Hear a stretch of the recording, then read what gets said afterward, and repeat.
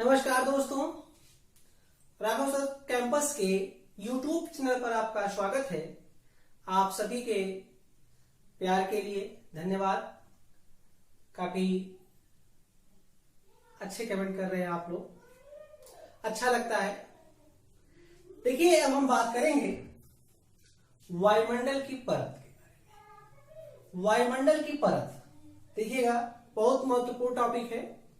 इससे एक क्वेश्चन लगभग परीक्षाओं में रहते हैं। देखिए, वायुमंडल की अगर हम परत की बात करें तो जो वायुमंडल की परत है ये कुल 5 परतें हैं।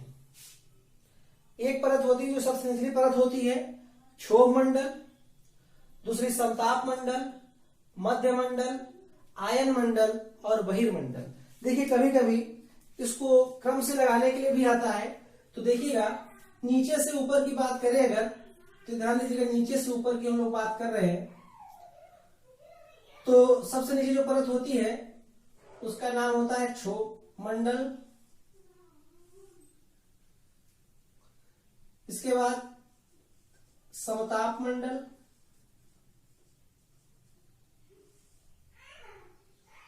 मध्य मंडल, आयन मंडल और बहिर्मंडल। इनको क्रम से लगाना आपको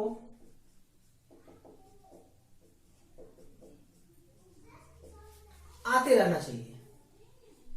ध्यान दीजिएगा, कभी कभी परीक्षा में इनके अंग्रेजी रूप को पूछ लिया जाता है, जैसे ट्रोपोस्फेयर, स्ट्रेटोस्फेयर, मीजोस्फेयर, आयनोस्फेयर और एक्सोस्फेयर। और इसी का हिंदी वर्जन इंग्लिश में लिखा हुआ, उसका हिंदी वर्जन आपको दे देता है और आपसे कहता है कि उनको क्रम से लगाइए। तो आप हिंदी इंग्लिश दोनों को ध्यान में रखेंगे, ठीक है। एक लिस्ट अगर तुरंत बना लेंगे, अभी इसी बगल लिख लेंगे इनका नाम, तो बहुत ही आसान हो जाएगा। तो चाहे जैसे क्रम से पूछे, आपको इनको याद में रखना है। अब हम बात करते हैं पहले मंडल की, जिसका नाम है क्षोभ मंडल। देखिएगा, तो क्षोभ मंडल है, अब इसकी बात करते हैं।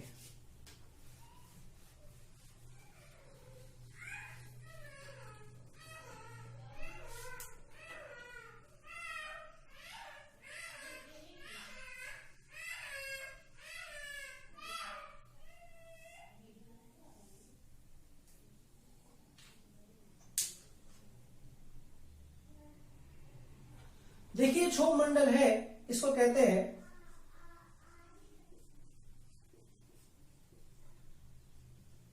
ट्रोपोस्फेयर। ध्यान दीजिएगा, तो जो ट्रोपोस्फेयर होता है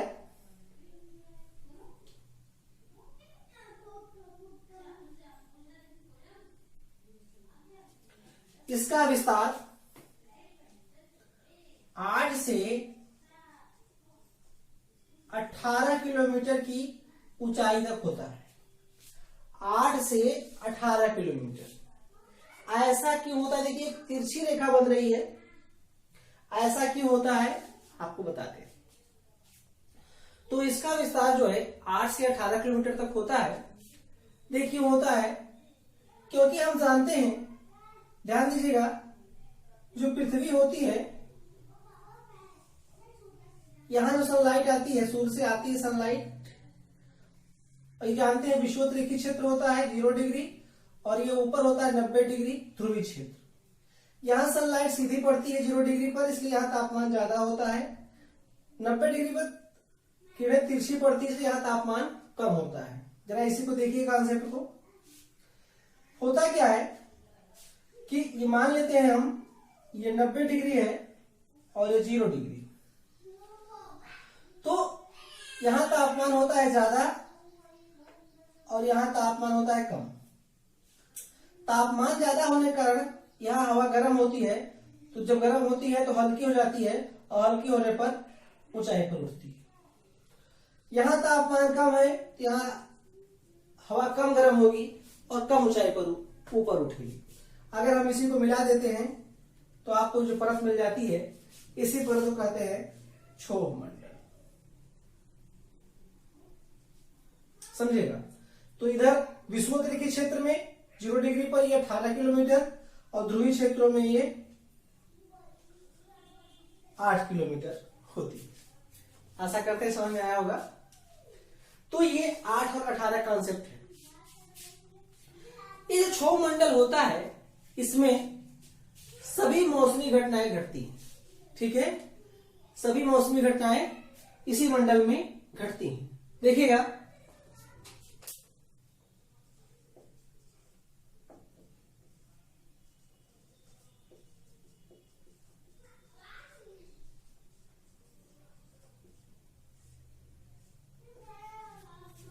तो सभी मौसमी घटनाएं जैसे आंधी, तूफान, वर्षा,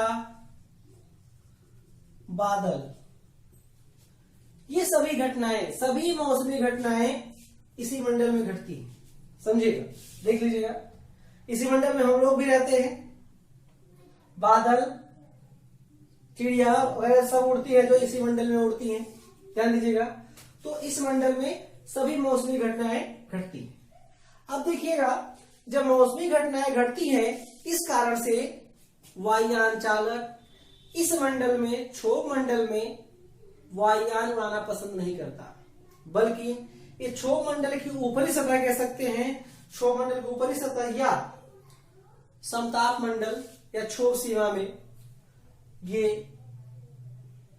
वायुयान चालक वायुयान को उड़ाना पसंद करेगा। ठीक है, क्योंकि यहां मौसमी घटनाएं घट रही हैं। ठीक है। दूसरी बात,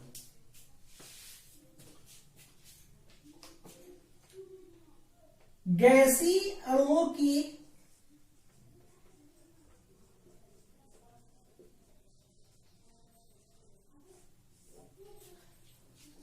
अगर हम गैसीय अणु घनत्व की बात करते हैं तो इस मंडल के निचले मंडल में, निचली सतह के आसपास गैसीय अणुओं के घनत्व जो है अधिक होते हैं। और जैसे जैसे हम ऊंचाई बढ़ते जाएंगे, गैसीय अणुओं की सघनता में कमी आएगी, गैसीय अणुओं के घनत्व में कमी आएगी। हम जानते हैं यही गैसीय अणु जो होते हैं वही गर्म होते हैं, वही हमको ठंडी गर्मी प्रदान करते हैं। ध्यान रखिएगा, जो गैसीय अणु होते हैं उन्हीं कारण हमको ठंडी और गर्मी महसूस होती है। तो ऊंचाई पे जैसे जैसे हम बढ़ते हैं क्षोभ मंडल में, तो गैसीय अणुओं का जो घनत्व होता है वो कम होता चला जाता है। इसलिए ऊंचाई में बढ़ने पर तापमान में कमी आती है। ऊंचाई बढ़ने पर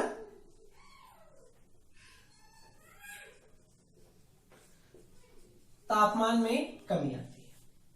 और यह तापमान में जो कमी की दर होती है वो होती है प्रति 165 मीटर।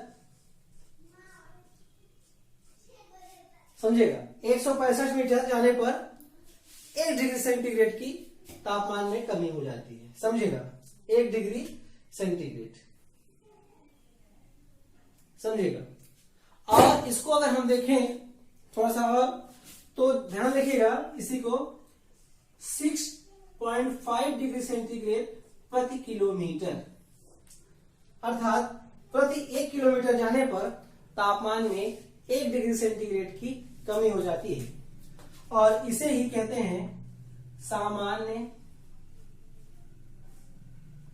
ताप ह्रास दर। समझिएगा? सामान्य ताप ह्रास दर अर्थात 165 मीटर की ऊंचाई में जाने पर तापमान में 1 डिग्री सेंटीग्रेड की कमी होना। ठीक है। तो क्षोभ मंडल में एक महत्वपूर्ण बात और ध्यान रखिए, यहां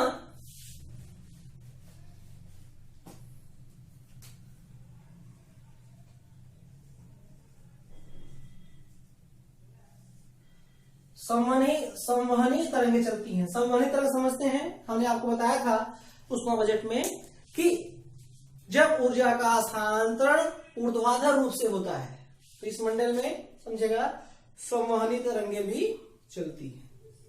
ठीक है। तो ये था क्षोभ मंडल। बात करेंगे समताप मंडल की। ठीक है। देखिए समताप मंडल जो है हम जानते हैं कि क्षोभ मंडल के ऊपर की सतह है। ध्यान दीजिएगा, क्षोभ मंडल के ऊपर सतह जो है वह समताप मंडल। समताप मंडल और क्षोभ मंडल के बीच एक क्षोभ सीमा भी है। ध्यान दीजिएगा, ये जो क्षोभ सीमा है ये 2 से 2.5 किलोमीटर तक की मोटी परत है, और ये जो ऐसा सतह है जहां पे एक दूसरे का ये जो परतें हैं इनके बीच का क्षेत्र है, एक तरह शांत मंडल होता है।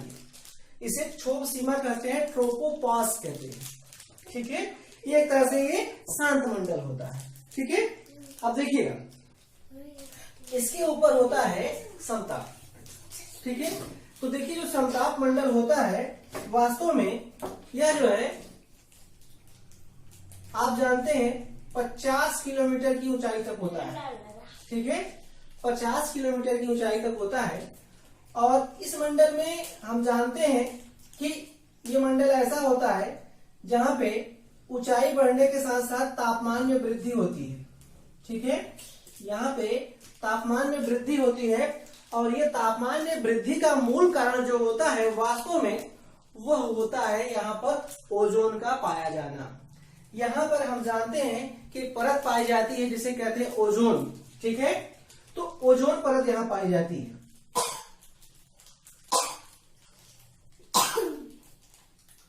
ओजोन जो है ये हम जानते हैं कि ऑक्सीजन के 3 अणुओं से मिलकर बनी होती है, और यह पृथ्वी पर एक सुरक्षा कवच के रूप में काम करती है।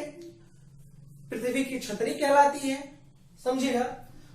और यह सूर्य से आने वाली परावैंगनिक किरणों को अवशोषित कर लेती है। ठीक है, आगे देखें तो देखिएगा इस मंडल में पाया जाता है ओजोन। तो ओजोन के बारे में जरा देखते हैं। ओजोन जो है ये देखिएगा ध्यान से, ओजोन माना जाता है कि यह 15 से 35 किलोमीटर की ऊंचाई तक पाया जाता है। समझिएगा, 15 से 35 किलोमीटर की ऊंचाई तक। और इसका जो सर्वाधिक सांद्रण होता है, माना जाता है कि ओजोन की मोटाई का जो सर्वाधिक सांद्रण होता है, यहाँ जो गैसीय अणु होते हैं इनकी जो सर्वाधिक सघनता होती है वो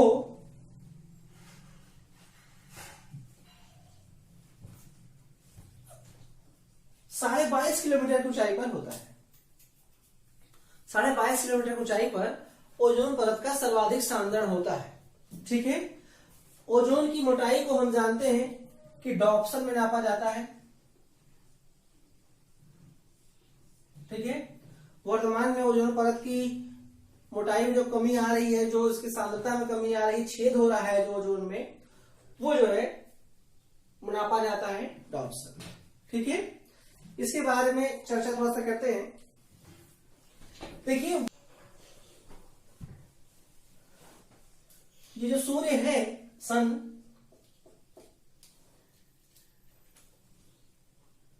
से आने वाली जो अल्ट्रावायलेट किरणें हैं उसे अवशोषित करती है, और इसके बाद ये इसे छान कर भेजती है। ठीक है, ये है हमारा अर्थ। ठीक है, अब वर्तमान में हम जानते हैं कि जो ओजोन परत है, ओजोन इसमें वर्तमान में छेद हो रहा है, इसकी मोटाई में कमी आ रही है, इसका क्षरण हो रहा है, क्योंकि हम जानते हैं कि अर्थ से वर्तमान में लगातार CFC, CO2, CH4 और नाइट्रोजन के ऑक्साइड जो होते हैं इनका लगातार उत्सर्जन हो रहा है। समझिएगा, क्लोरोफ्लोरोकार्बन, कार्बन डाइऑक्साइड, मेथेन और नाइट्रोजन की ऑक्साइड, ये लगातार जो है वायुमंडल में बढ़ रहे हैं, और ये ऐसी गैसें होती हैं जो एक कांच के घर का काम करती हैं, जिसे हम ग्रीन हाउस इफेक्ट कहते हैं। ठीक है, वो करती क्या है कि ये जो गैसें होती हैं यहाँ वायुमंडल में यहाँ पे जमा हो जाती हैं, और ये जो सूर्य पृथ्वी से निकली हुई जो एनर्जी होती है जिसे हम LWR कहते हैं, उस LWR के लिए ये अपारदर्शी होती है। ठीक है, अपारगम्य होती है। ये CO2, CFC, CH4 और नाइट्रोजन के ऑक्साइड, ठीक है, समझिएगा। तो सनलाइट तो इसे क्रॉस कर जाती है, लेकिन जो यहाँ पृथ्वी से विकिरित ऊर्जा है, विकिरण हो रहा है, उसके लिए ये पारदर्शी नहीं होती और ये वापस इनको भेज देती है पृथ्वी के वायुमंडल में, ये गैसें, और इस कारण से पृथ्वी के वायुमंडल का तापमान बढ़ जाता है, ठीक है। अब देखिएगा, तो ये जो ओजोन है, ओजोन परत ये हमारी, ये देखिएगा ओजोन परत, तो ओजोन जो है ये अल्ट्रावायलेट किरणों को रोक रही है, पराबैंगनी किरणों को।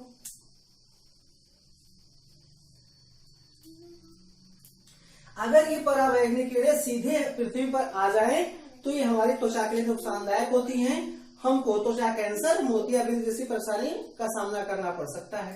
तो होता क्या है, इस कारण से अब देखिए वर्तमान में क्या है कि O3 जो है, ओजोन परत लगातार CFC इसको तोड़ रही है, समझेगा।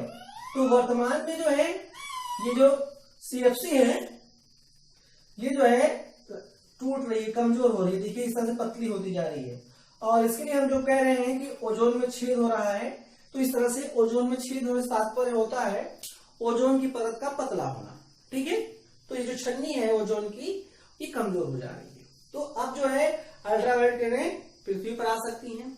वर्तमान में यहाँ पे हम जानते हैं अंटार्कटिका पर इस पे छेद देखा गया, मापा गया, ठीक है। इस कारण से माना जा रहा है कि पृथ्वी के वायुमंडल के तापमान में वृद्धि का ये भी एक कारण है, ठीक है।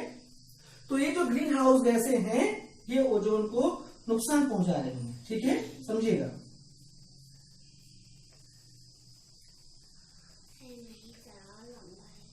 इन्हें हरित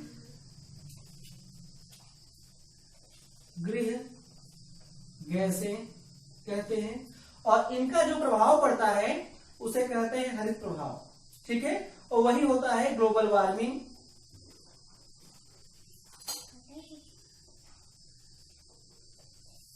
या वैश्विक ऊष्मन, ठीक है, समझिएगा। तो इससे पृथ्वी के वायुमंडल का तापमान बढ़ रहा है, इसका प्रभाव क्या होता है ये हम लोग पारिस्थितिकी वाले टॉपिक में भी देख सकते हैं, ठीक है। तो इससे क्या होता है, ग्लोबल वार्मिंग से पृथ्वी के वायुमंडल का तापमान बढ़ जाएगा, जो गैसियर हैं पिघलेंगे, तो जिससे समुद्र के जलस्तर बढ़ेगा, उससे अधिवास में कमी होगी, ठीक है।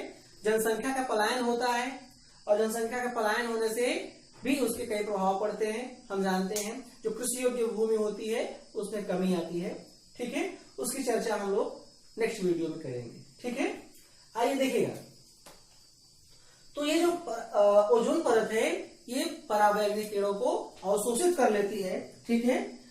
इससे हम जानते हैं यहाँ ओजोन भी है, इस कारण से इस मंडल में, समताप मंडल में जब हम ऊंचाई पर जाते हैं तो तापमान में वृद्धि होती है, ठीक है। अब देखिए ओजोन को सर्वाधिक नुकसान जो है, ओजोन को जो सर्वाधिक नुकसान है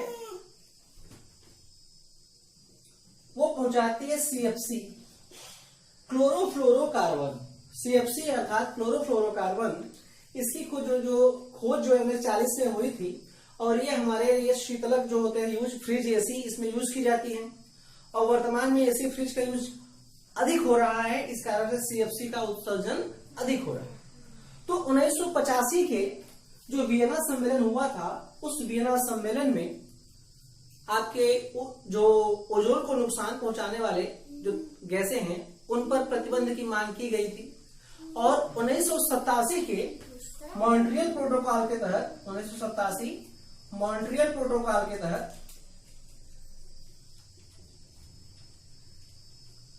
CFC पर प्रतिबंध लगा दिया गया, ठीक है। और हम जानते हैं क्योंकि इसका मुख्य उद्देश्य था ओजोन का संरक्षण, ठीक है, ओजोन का संरक्षण था। इस कारण से 16 सितंबर को, चूंकि इसी दिन जो है प्रतिबंध लगाया गया था, इसीलिए 16 सितंबर को ओजोन दिवस मनाया जाता है, ठीक है, ओजोन दिवस। तो समताप मंडल में ओजोन परत पाई जाती है। इस कारण से ऊंचाई में जाने पर इसका तापमान बढ़ता है। ठीक है, ओजोन की मोटाई को नापते हैं डॉप्सन में, आपने चर्चा किया। ओजोन दिवस मनाया जाता है 16 सितंबर को। ठीक है, अब देखिएगा जो समताप मंडल है, इस मंडल में चूंकि अधिक मौसमी घटनाएं नहीं होती हैं, इसलिए समताप मंडल की जो समताप मंडल है, इसकी जो निचली सतह है उसमें वायुयान चालक वायुयान उड़ाना पसंद करते हैं। ठीक है, देखिए अब हम बात करते हैं मध्य मंडल की। जो मध्य मंडल है इसका विस्तार जो है 50 से 80 किलोमीटर की ऊंचाई तक है। ठीक है, 50 से 80 किलोमीटर की ऊंचाई तक। इस मंडल में गैसीय कमी होती है, बल्कि यहाँ गैसीय अणुओं की में क्या पाई जाती है, विरलता पाई जाती है। ठीक है, सघनता में कमी कहें या विरलता कहें। ठीक है, तो यहाँ पे गैसीय अणुओं में विरलता पाई जाती है। इस कारण से इस मंडल में ऊंचाई में जाने पर तापमान में कमी आती है। जब हम ऊंचाई पे जाते हैं मध्य मंडल में तो तापमान में यहाँ पे कमी आती है।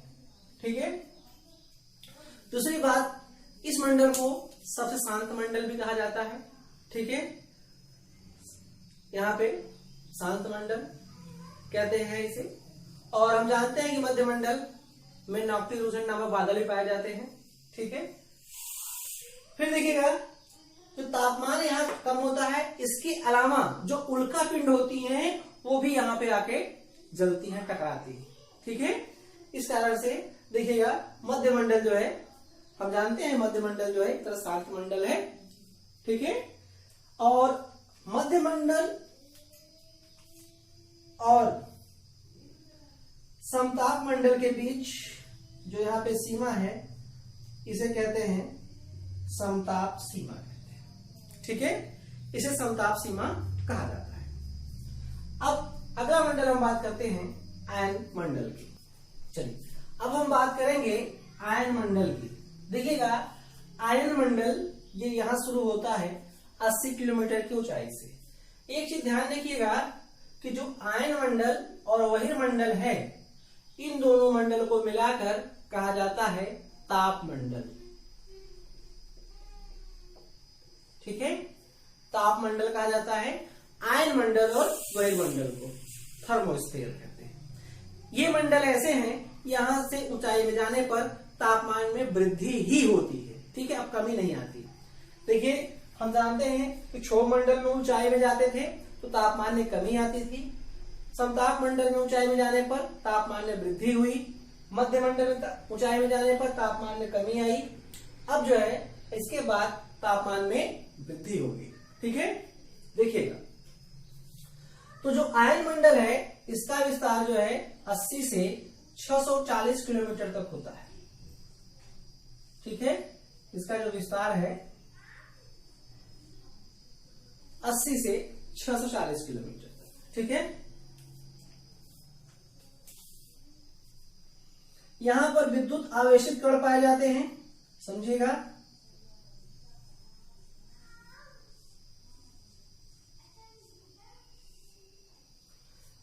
आवेशित कण पाए जाते हैं, जिसे धनायन ऋणायन यहाँ पे इस तरह चीजें होती है। इस कारण से इस मंडल में समझिएगा ऊंचाई में जाने पर तापमान में वृद्धि होती है। दूसरी बात, जो आयन मंडल है ये आपके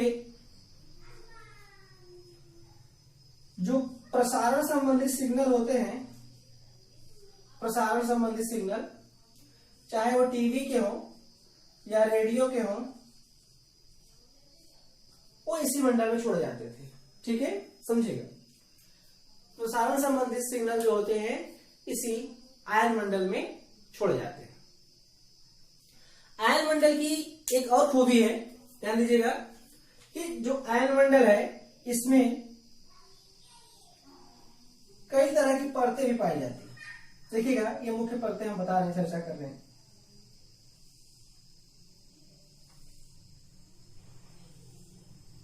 इस तरह से यहां पे कुछ परतें पाई जाती है, जैसे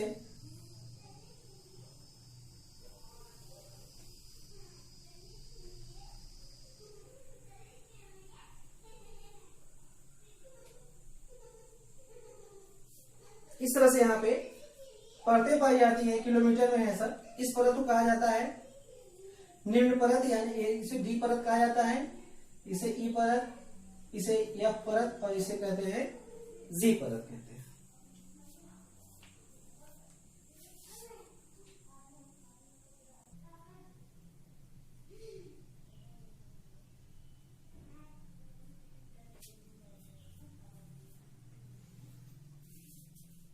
तो ये जो परत है आयन मंडल की, इस परत को हम लोग 4 परतों में बांट सकते हैं, डी, ई, एफ और जी परत। देखिए जो डी परत होती है, इसमें जो होती है, इसमें निम्न आवृत्ति के तरंग छोड़े जाते हैं। इसमें जो है मध्यम आवृत्ति के तरंग छोड़ी जाती हैं, इसमें उच्च आवृत्ति के, ठीक है, समझिएगा। ये ऐसी परत होती है जी परत, इसमें सभी तरह की तरंगे छोड़ी जा सकती हैं, समझिएगा। जो जी परत होती है इसमें सभी तरह की तरंगे छोड़ी जा सकती हैं। आप जानते हैं कि जो सभी सूचनार्थ हेतु उपग्रह होते हैं वो इसी मंडल में छोड़े जाते हैं, समझिएगा। सूचना संबंधित उपग्रह जो होते हैं वो आयन मंडल में छोड़े जाते हैं। तो इन उपग्रहों से जो तरंगे छोड़ी जाती हैं, ली जाती हैं, वो सब इसी मंडल में इन्हीं परतों के सहारे कार्य होते हैं। देखिए हम जानते हैं कि जो तरंगे होती हैं ये लगभग विद्युत तरंगे, चुंबकीय तरंगे होती हैं। इनके माध्यम से क्या होता है, टीवी और रेडियो के क्या होते हैं, प्रसारण होते हैं, समझिएगा। टीवी रेडियो के प्रसारण संबंधित सिग्नल यहाँ छोड़ जाते हैं। तो वो जानते हैं हम लोग की आवृत्ति पे आधारित होते हैं। निम्न आवृत्ति में आसपास से जो सिग्नल होते हैं, चैनल होते हैं, उनके लिए काम होता है। और जैसे जैसे आवृत्ति बढ़ती जाती है दूरी उनके हिसाब से बढ़ाई जाती है। हम जानते हैं कि जो एफएम है, फ्रीक्वेंसी मॉड्यूलेटर, वो यही निम्न आवृत्ति में सिग्नल इस तरह से छोड़े जाते हैं, ठीक है, क्योंकि उसका रेंज जो है लगभग 80 से 90 किलोमीटर के मध्य ही होता है, ठीक है। तो ये जो आयन मंडल है ये आपका कार्य करता है, आवेशित कणों के माध्यम से तरंगों का परावर्तन इस मंडल में किया जाता है, ठीक है। इसके अलावा कभी कभी यहां पर चर्चा की जाती है कि यहां पर जो ध्रुवीय प्रकाश होता है उसको लेकर भी चर्चा करते हैं लोग, ठीक है। वास्तव में इसमें थोड़ा सा मतभेद होता है कि जो ध्रुवीय प्रकाश होता है, अरोरा ऑस्ट्रियालिस और अरोरा बोरियोलिस, वो आयन मंडल में होता है कि बहिर्मंडल में, ठीक है। अलग अलग किताबों में अलग अलग है, लेकिन ज्यादातर किताबें मानती हैं कि जो ध्रुवीय प्रकाश है वास्तव में यह बहिर्मंडल में पाया जाता है, ठीक है। देखिए जो बहिर्मंडल होता है, बहिर्मंडल, इसका विस्तार सबसे बाहर परत में होता है। एक तरह से बाहर वाली जो परत है बहिर्मंडल है, इसका विस्तार 640 किलोमीटर से ऊपर तक माना जाता है। अब देखिए ऊपर जो सीमा है वो सामान्यतः मान ली जाती है 10,000 किलोमीटर। हालांकि बहुत ऊपर जो है 10,000 के आसपास देखा जाए तो बहुत विरल मात्रा में गैसीय अणु मिलते हैं, वो भी आणविक रूप में मिलते हैं। देखेंगे कैसे। तो बहिर्मंडल जो होता है सबसे बाह्य सीमा है जिसका विस्तार 640 से माना जाता है कि 640 से 10,000 किलोमीटर तक, ठीक है, समझिएगा। इसमें जो है इस मंडल में मुख्यतः हीलियम और हाइड्रोजन के आणविक कण मिलते हैं, समझिएगा, हीलियम और हाइड्रोजन मिलता है। इसके अलावा हम देखें, अगर सामान्यता देखें तो नीचे से अगर ऊपर की ओर जाएं तो निचली वाली जो परत है 90 किलोमीटर तक, वहां पे नाइट्रोजन के अणु मिलते हैं, प्रधानता रहती है मतलब। और इसके बाद 200 किलोमीटर तक ऑक्सीजन के अणु मिलते हैं आणविक ऑक्सीजन के रूप में, और 200 से 3500 हीलियम, और इसके ऊपर 3500 के ऊपर हाइड्रोजन की अधिकता होती है, समझिएगा। इनका क्रम थोड़ा सा ध्यान में रखेंगे, थोड़ा सा याद रखेंगे तो सही रहेगा। बहुत महत्वपूर्ण तो नहीं है लेकिन जानते रहते हैं हम लोग, ठीक है। देखिए इसके अलावा ये बहिर्मंडल में कुछ चीजें और पाई जाती हैं, जैसे बहिर्मंडल है, इसमें हम देखें तो यहां पर ऊंचाई में देखा जाए तो जो वेन एलन नामक जो चुंबकीय बेल्ट होती है, उस चुंबकीय बेल्ट होने के कारण यहां पर एक चमक पैदा उत्पन्न होती है, ध्रुवों पर एक चमक उत्पन्न होती है। उन चमक को अरोरा कहते हैं, समझेगा, चमक को अरोरा कहा जाता है। तो इन चमक को आप जानते हैं, जो अरोरा कहलाती है चमक ध्रुवों पे होती है। उत्तरी ध्रुव पर इसका नाम अलग होता है और दक्षिणी ध्रुव की ओर इसका नाम अलग होता है। उत्तरी ध्रुव पे इस चमक को कहते हैं अरोरा बोरियोलिस, जबकि दक्षिण ध्रुव में इसी चमक को कहते हैं अरोरा ऑस्ट्रियोलिस। ठीक है, तो ये चमक उत्पन्न होती है जो ध्रुवों पे होती है, उत्तरी ध्रुव और दक्षिणी ध्रुव। ठीक है, उत्तरी ध्रुव और दक्षिणी ध्रुव। देखिए ये उत्तरी ध्रुव है आपका और ये जो है दक्षिणी ध्रुव। इनको याद करने का तरीका क्या है, कभी कंफ्यूजन नहीं होगा। ध्यान दीजिएगा, दक्षिणी ध्रुव अर्थात दक्षिणी गोलार्ध, उत्तरी ध्रुव अर्थात उत्तरी गोलार्ध। तो दक्षिणी गोलार्ध में आपका ऑस्ट्रेलिया है और ऑस्ट्रेलिया का ध्यान रखेंगे ऑस्ट्रियोलिस। ठीक है, देखिए जरा सा हम बात करते हैं कि जो वायुमंडल की परतें हैं इसमें तापमान कैसे जरा सा बढ़ता है और क्या इसकी प्रमुख विशेषताएं हैं। 2 मिनट। देखिए वास्तव में पृथ्वी के सतह का औसत तापमान जो माना जाता है पृथ्वी का, वो 15 डिग्री सेंटीग्रेड माना जाता है। तो अगर हम क्षोभ मंडल में ऊंचाई में अगर जाते हैं तो क्षोभ मंडल में ऊंचाई में जाने पर तापमान में कमी आती है, और हमने बताया था तापमान में कमी की यह दर को सामान्य ताप ह्रास दर कहते हैं, जो कि प्रति 165 मीटर की ऊंचाई में जाने पर 1 डिग्री सेंटीग्रेड कम होता है। तो ऊंचाई पर अगर हम जाते हैं तो देखते हैं कि इस मंडल में ऊंचाई में जाने पर तापमान में कमी आती है। ठीक है, समझिएगा। वैसे ही अगर जब हम